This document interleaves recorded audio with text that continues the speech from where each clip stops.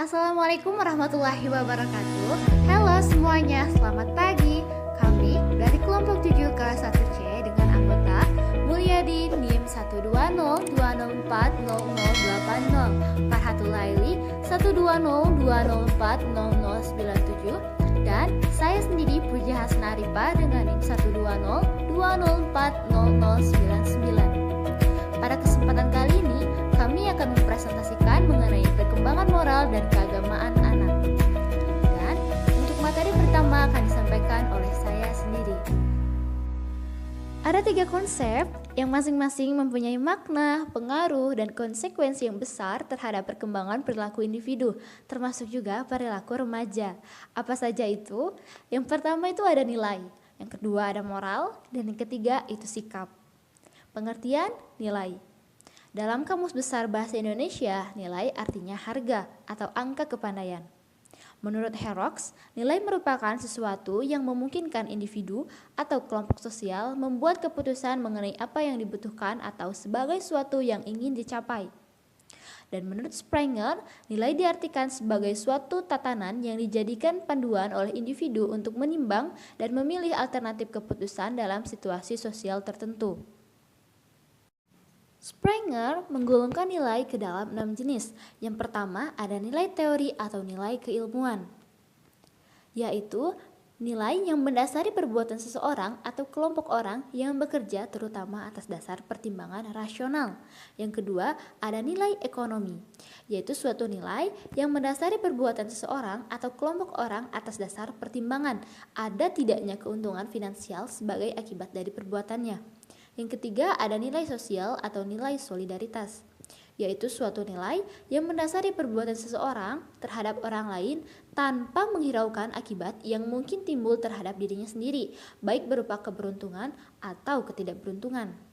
Yang keempat ada nilai agama, yaitu suatu nilai yang mendasari perbuatan seseorang atas dasar pertimbangan kepercayaan bahwa sesuatu itu dipandang benar menurut ajaran agama. Yang kelima ada nilai seni, suatu nilai yang mendasari perbuatan seseorang atau kelompok atas dasar pertimbangan rasa keindahan atau rasa seni yang terlepas dari berbagai pertimbangan material.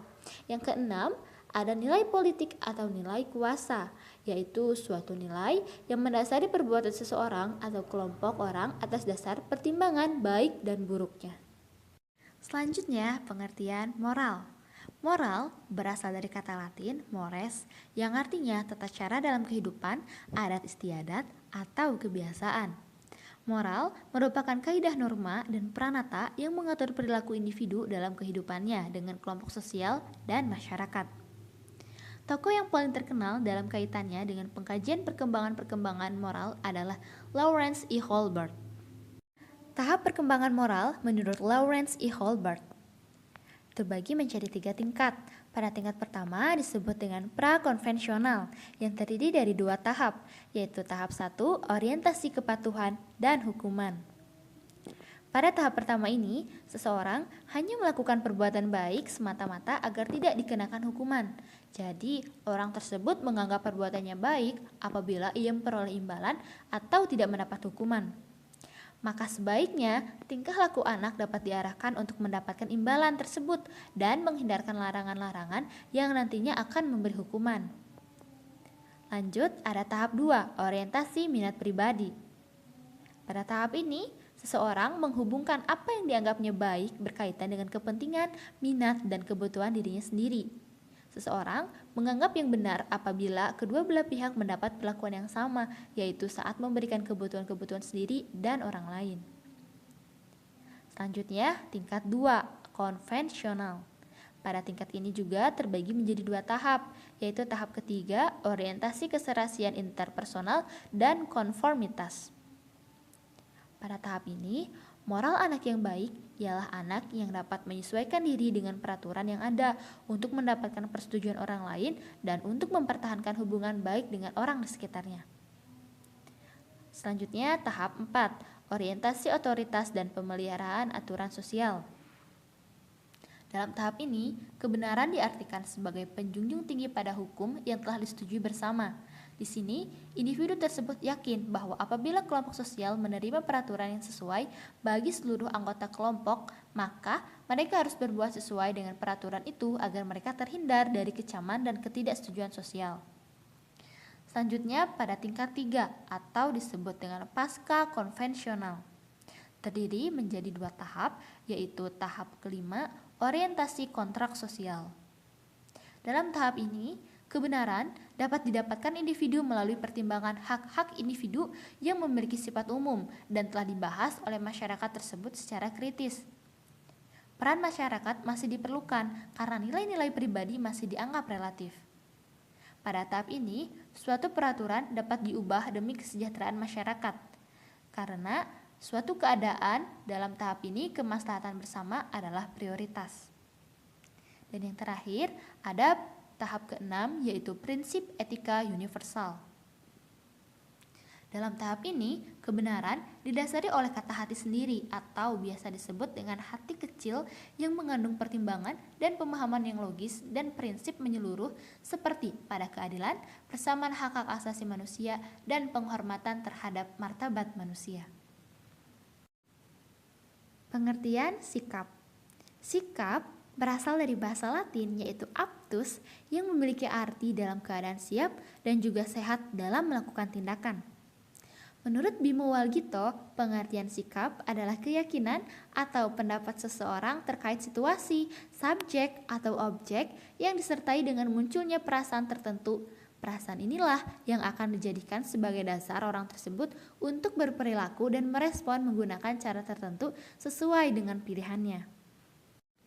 Angel, Blackwell, and Minyard menyebutkan bahwa sikap memiliki model 3 komponen, yaitu komponen kognitif, komponen afektif, dan komponen konatif. Untuk memudahkan dalam mengingatnya, model 3 komponen ini dikenal sebagai model ABC, Affective, Behavior, and Cognitive.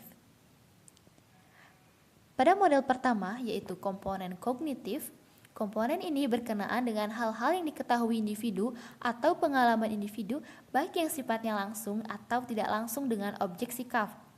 Komponen kognitif dipengaruhi pengalaman, pengamatannya, serta informasi yang diperoleh mengenai objek sikap. Yang kedua, ada komponen afektif. Komponen ini berkenaan dengan perasaan dan emosi konsumen mengenai objek sikap. Komponen afektif ini dapat beragam ekspresinya, mulai dari rasa sangat tidak suka atau sangat tidak senang, hingga sangat suka atau sangat senang. Perasaan konsumen terhadap objek sikap sangat dipengaruhi oleh kognisinya. Yang ketiga, ada komponen konatif. Komponen ini berkenaan dengan predisposisi atau kecenderungan individu atau konsumen untuk melakukan suatu tindakan berkenaan dengan objek sikap. Jadi, komponen ini bukan perilaku nyata, namun masih berupa keinginan untuk melakukan suatu tindakan. Dalam penelitian pemasaran, biasanya komponen konatif diukur dari intensi untuk membeli atau intensi untuk memilih merek atau intensi yang berkenaan dengan perilaku pembelian lainnya. Lalu, apa hubungan nilai, moral, dan sikap? Nilai merupakan dasar pertimbangan bagi individu untuk sesuatu. Moral merupakan perilaku yang seharusnya dilakukan atau dihindari, sedangkan sikap merupakan predisposisi atau kecenderungan individu untuk merespon terhadap suatu objek atau sekumpulan objek berbagai perwujudan dari sistem nilai dan moral yang ada di dalam dirinya. Sistem nilai mengarahkan pada pembentukan nilai-nilai moral tertentu yang selanjutnya akan menentukan sikap individu sehubungan dengan objek nilai dan moral tersebut. Dengan sistem nilai yang dimiliki individu akan menentukan perilaku mana yang harus dilakukan dan mana yang harus dihindari. Ini yang akan tampak dalam sikap dan perilaku nyata sebagai perwujudan dari sistem nilai dan moral yang mendasarinya. Untuk materi selanjutnya akan disampaikan oleh pemateri kedua, yaitu saudari Farhatul Laili. Kepadanya dipersilahkan. Baik, langsung saja pada materi yang kedua, yaitu agama serta hubungan nilai. Saya ingin menjelaskan kembali tentang pengertian agama. Pengertian agama adalah tata cara yang mengatur peribadatan manusia kepada Tuhan Yang Maha Esa, serta tata cara yang mengatur hubungan manusia dengan manusia yang lain, serta manusia dengan lingkungannya, yang merupakan bagian dari makhluk ciptaan Tuhan. Banyak agama memiliki mitologi, simbol, dan sejarah suci yang dimaksudkan untuk menjelaskan makna hidup, yang menjelaskan asal-usul kehidupan atau alam semesta. Dari keyakinan mereka tentang kosmos dengan sifat manusia, orang memperoleh moralitas, etika, hukum agama, atau gaya hidup yang disukai. Menurut beberapa perkiraan, ada sekitar 4.200 agama di dunia.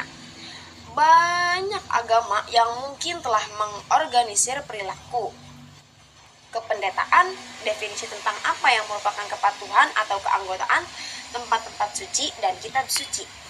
Praktik agama juga dapat mencakup ritual, khotbah, peringatan atau pemujaan Tuhan, dewa atau dewi, pengorbanan, festival, pesta, trans, inisiasi, jasa, penguburan, layanan pernikahan, meditasi, doa, musik, seni, tari, masyarakat, layanan, atau aspek lain dari kehidupan manusia. Agama juga mungkin mengandung mitologi. Kata agama kadang-kadang digunakan bergantian dengan iman, sistem kepercayaan, atau kadang-kadang mengatur tugas. Namun, dalam kata-kata Emile Durkheim, agama berbeda dari keyakinan pribadi dalam, bahwa itu adalah sesuatu yang nyata sosial. Emile Durkheim juga mengatakan bahwa agama adalah suatu sistem yang terpadu yang terdiri atas kepercayaan dan praktik yang berhubungan dengan hal yang suci. Perlu kita ketahui bahwa di Indonesia istilah agama digunakan untuk menyebut 6 agama yang diakui resmi oleh negara adalah seperti Islam, Katolik, Protestan, Hindu, Buddha, dan Konghucu. Sedangkan semua sistem keyakinan yang tidak atau belum diakui secara resmi disebut religi. Lanjut pada tujuan agama. Agama mempunyai tujuan untuk menjadi tatanan kehidupan, aturan yang berasal dari Tuhan, di mana hal tersebut nantinya mampu membimbing manusia menjadi seseorang yang berakal dan berusaha mencari kebahagiaan hidup, baik itu di dunia ataupun di akhirat, sebagai bekal dalam kehidupan yang di tahap yang selanjutnya di alam fana. Berikut tujuan-tujuan agama. Yang pertama adalah menegakkan kepercayaan manusia hanya kepada Tuhan Yang Maha Esa. Yang kedua, mengatur kehidupan manusia di dunia agar kehidupan teratur dengan baik, sehingga dapat mencapai kesejahteraan hidup, lahir dan batin, dunia dan akhirat. Yang keempat, menjunjung tinggi dan melaksanakan peribadatan hanya kepada Tuhan. Yang keempat, menyempurnakan akhlak manusia. Berlanjut pada fungsi dari agama. Agama memiliki fungsi untuk membimbing dan mengajar masyarakat sehingga tingkah laku mereka dapat menjadi baik dan benar. Dalam konteks ini, masyarakat memiliki keterbukaan hati untuk dibina dan digembleng sesuai dengan nilai-nilai agama yang diberikan. Selain itu, fungsi agama juga dibagi menjadi 6. Yang pertama, sumber kehidupan untuk individu maupun kelompok. Yang kedua, hubungan menyesuaikan prosedur manusia dengan Tuhan dan manusia dengan manusia. Yang ketiga, persyaratan prinsip benar atau salah. Yang keempat, pedoman mengungkapkan rasa kebersamaan. Yang kelima, pedoman merasa percaya diri adanya pedoman. Yang keenam, memberikan identitas kepada orang-orang berbagai umat agama. Berikutnya, peran agama. Agama berperan sangat penting dalam mengatur kehidupan manusia dan mengarahkannya kepada kebaikan. Artinya, agama tidak hanya memberikan nilai-nilai yang bersifat moralitas, namun juga menjadikannya sebagai fondasi keyakinan. Agama mensyaratkan moralitas sebagai bagian iman secara keseluruhan. Berikut ada 3 poin dari peran agama. Yang pertama, sebagai peningkat etos kerja dalam kehidupan. Yang kedua, mengendalikan dan mengarahkan penggunaan teknologi untuk kepentingan manusia. Yang ketiga, sebagai rambu-rambu peraturan dalam kehidupan. Selanjutnya, saya akan memberikan penjelasan mengenai pengertian, sifat, dan macam-macam nilai. Pengertian nilai adalah sesuatu yang berharga, bermutu, menunjukkan kualitas, dan berguna bagi manusia. Jadi, nilai adalah suatu gagasan yang menunjukkan pada hal-hal yang dianggap berharga dalam kehidupan manusia, yaitu tentang apa yang dianggap baik, layak, pantas, benar, penting, indah, dan dikehendaki oleh masyarakat dalam kehidupan sehari-hari. Lebih dari itu, bahkan nilai dapat menjadi cerminan serta gambaran akan hidup dan tatanan masyarakat yang saling membantu untuk membangun keteraturan sosialnya. Sebaliknya juga, hal-hal yang dianggap tidak pantas, buruk, salah, dan tidak indah dianggap sebagai sesuatu yang tidak bernilai. Sesuatu dikatakan mempunyai nilai apabila ia memiliki kegunaan, kebenaran, kebaikan, dan keindahan. Contohnya, emas dianggap sebagai sesuatu yang bernilai karena memberi bermanfaat, berguna, serta berharga bagi manusia. Sedangkan limbah dianggap tidak bernilai karena sifatnya buruk dan merugikan serta tidak mempunyai manfaat sama sekali. Berlanjut pada sifat nilai. Sifat-sifat nilai terbagi menjadi 3, yaitu suatu realitas abstrak dan ada dalam kehidupan manusia. Yang kedua, memiliki sifat normatif. Yang ketiga, berfungsi sebagai motivator dan manusia sebagai pendukung nilai. Yang pertama, nilai itu suatu realitas abstrak dan ada dalam kehidupan manusia. Jadi, nilai yang bersifat abstrak tidak dapat diindra. Hal yang dapat diamati hanyalah objek yang bernilai itu. Misalnya, orang yang memiliki kejujuran. Kejujuran adalah nilai, tetapi tidak bisa mengindra kejujuran itu. Yang dapat kita indra adalah kejujuran itu. Yang kedua, nilai memiliki sifat normatif. Artinya, nilai mengandung harapan, cita-cita, dan sesuatu keharusan sehingga nilai memiliki sifat ideal. Nilai diwujudkan dalam bentuk norma sebagai landasan manusia dalam bertindak. Misalnya, nilai keadilan. Semua orang berharap dapat mendapatkan dan berperilaku yang mencerminkan nilai keadilan. Yang ketiga, nilai berfungsi sebagai daya dorong atau motivator dan manusia adalah pendukung nilai. Manusia bertindak berdasar dan didorong oleh nilai yang diyakininya. Misalnya, nilai ketakwaan. Adanya nilai ini menjadikan semua orang terdorong untuk bisa mencapai derajat ketakwaan. Berlanjut pada macam-macam nilai. Dalam filsafat, nilai dibedakan dalam 3 macam, yaitu nilai logika adalah nilai benar, salah. Yang kedua, nilai estetika adalah nilai indah, tidak indah. Yang ketiga, nilai etika atau moral adalah nilai baik buruk. Berdasarkan klasifikasi di atas, kita dapat memberikan contoh dalam kehidupan. Jika seorang siswa dapat menjawab suatu pertanyaan, ia benar secara logika. Apabila ia keliru dalam menjawab, kita katakan salah. Kita tidak bisa mengatakan siswa itu buruk karena jawabannya salah. Buruk adalah nilai moral sehingga bukan pada tempatnya kita mengatakan demikian. Contoh nilai estetika adalah apabila kita melihat suatu pemandangan, menonton sebuah pentas pertunjukan atau merasakan makanan, nilai estetika bersifat subjektif pada diri yang bersangkutan. Seseorang akan merasa senang dengan melihat sebuah lukisan yang menurutnya sangat indah, tetapi orang lain mungkin tidak suka dengan lukisan itu. Kita tidak bisa memaksakan bahwa lukisan itu indah. Yang ketiga, nilai moral adalah suatu bagian dari nilai, yaitu nilai yang menangani kelakuan baik atau buruk dari manusia. Moral selalu berhubungan dengan nilai, tetapi tidak semua nilai adalah nilai moral. Moral berhubungan dengan kelakuan atau tindakan manusia. Nilai moral inilah yang lebih terkait dengan tingkah laku kehidupan kita sehari-hari. Hubungan agama dengan nilai itu apa? Baik, saya akan menjelaskan. Hubungan antara agama serta nilai merupakan hubungan timbal balik yang saling membutuhkan. Nilai tidak dapat berjalan sendiri dengan rasionalitasnya. Pun agama tidak dapat berjalan sendiri dengan doktrinnya. Jadi, antara agama dan nilai tidaklah dapat dipisahkan. Tidak ada agama yang tidak mengajarkan nilai etika atau moralitas. Semuanya agama mengajarkan umatnya untuk melakukan segala hal yang berkenan di hadapan Allah. Itu artinya semua manusia harus melakukan hal yang tidak bertentangan dengan hukum dari agama yang dianutnya.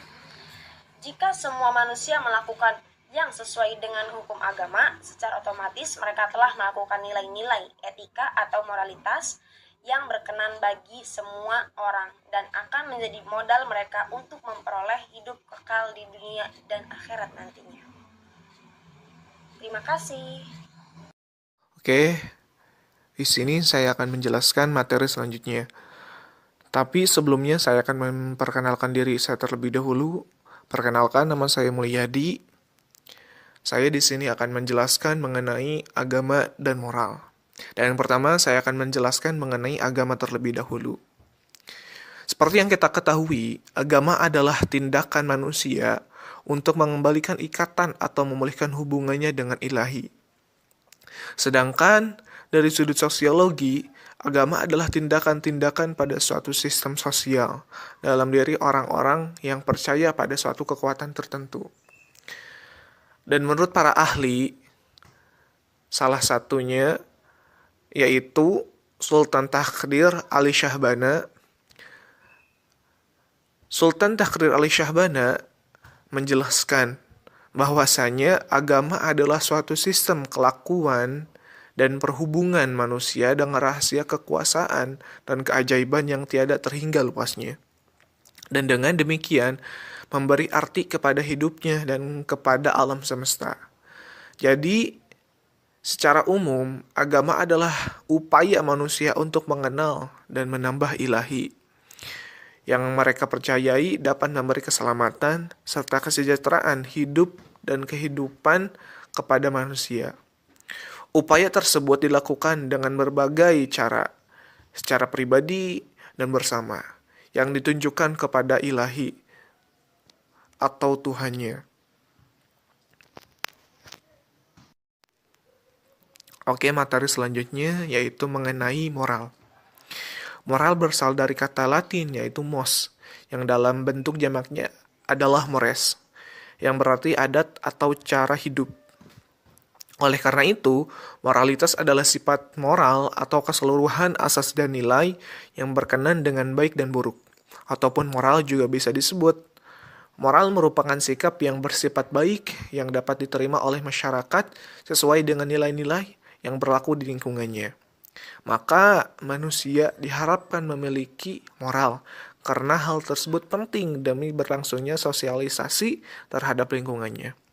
Sedangkan menurut para ahli, yaitu menurut Jainuddin Saifullah Nainggolan, moral adalah suatu tendensi rohani untuk melakukan seperangkat standar dan norma yang mengatur perilaku seseorang dan masyarakat. Dan masih banyak lagi pendapat para ahli seperti Russell Swanberg, Elizabeth B. Harlock, dan Sonny Carab, dan masih banyak lagi.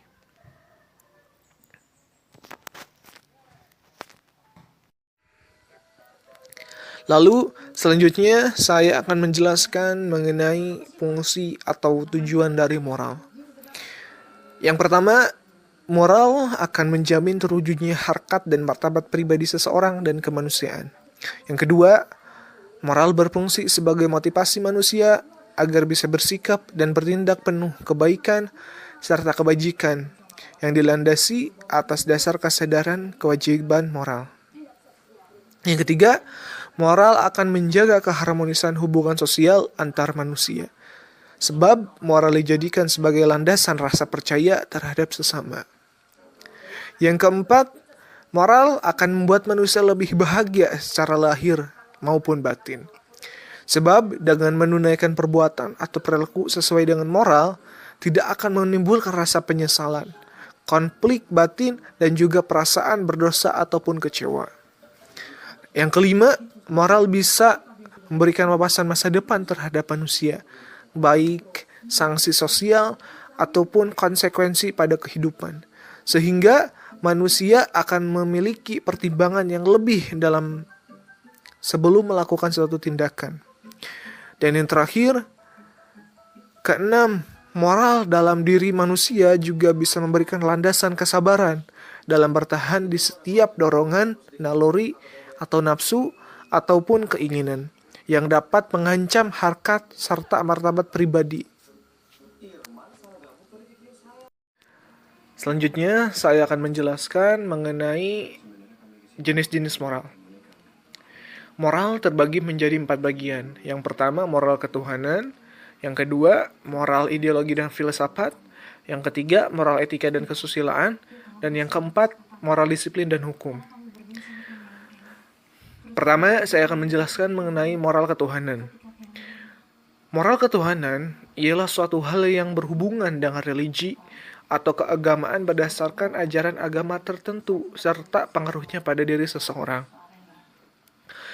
Wujud dari moral ketuhanan dapat dilihat dari kepribadian seseorang, semisal melaksanakan ajaran agama yang diyakininya sebaik mungkin. Contoh lain yang termasuk menaati moral ketuhanan ialah menghargai sesama manusia, hidup rukun dengan pemeluk agama lain, menghargai agama lain dengan perbedaan yang begitu jelas, dan lain sebagainya. Dan yang kedua, yaitu moral ideologi dan filsafat. Moral ideologi dan filsafat ialah suatu hal yang berhubungan langsung dengan loyalitas terhadap bangsa, semangat kebangsaan, serta usahanya mewujudkan cita-cita bangsa dan negara. Wujud dari moral ideologi dan filsafat, contohnya adalah menjunjung tinggi dasar negara Pancasila.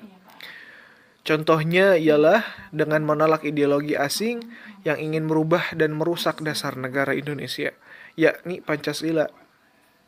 Dan yang ketiga, moral etika dan kesusilaan. Moral etika dan kesusilaan ialah suatu hal yang berkaitan dengan etika, serta kesusilaan yang dijunjung oleh suatu kelompok masyarakat, bangsa, dan juga negara secara tradisi dan budaya.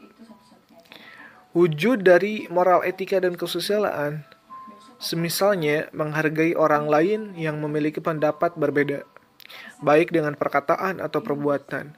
Contoh realnya atau sungguhnya antara lain ialah tidak mencaci atau menghujat orang yang berbeda pendapat dengan Anda, atau mengucapkan salam pada orang lain ketika berpapasan.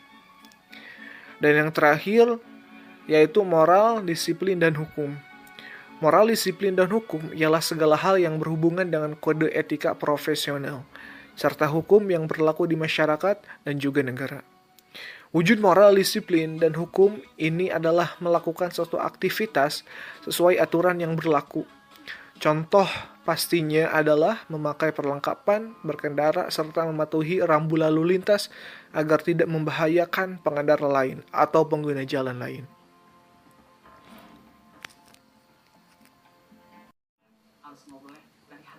Selanjutnya, saya akan menjelaskan mengenai hubungan agama dan moral. Hubungan agama dan moral merupakan suatu yang tidak bisa dipisahkan, karena di setiap agama pasti akan mengandung suatu ajaran moralnya. Karena tidak bisa disangkal, agama mempunyai hubungan erat dengan moral. Ajaran moral yang terkandung dalam suatu agama meliputi 2 macam peraturan. Di satu pihak, ada macam-macam peraturan yang terkadang sedikit mendetail tentang makanan yang haram, puasa, ibadah, dan sebagainya. Peraturan seperti itu sering berbeda dengan agama yang berlainan. Di lain pihak, ada peraturan etis lebih umum yang melampaui kepentingan agama tertentu saja, seperti jangan membunuh, jangan berdosa, jangan berzina, dan jangan mencuri. Alhamdulillah, materi telah kami selesai sampaikan. Untuk saat ini kita akan lanjutkan diskusi di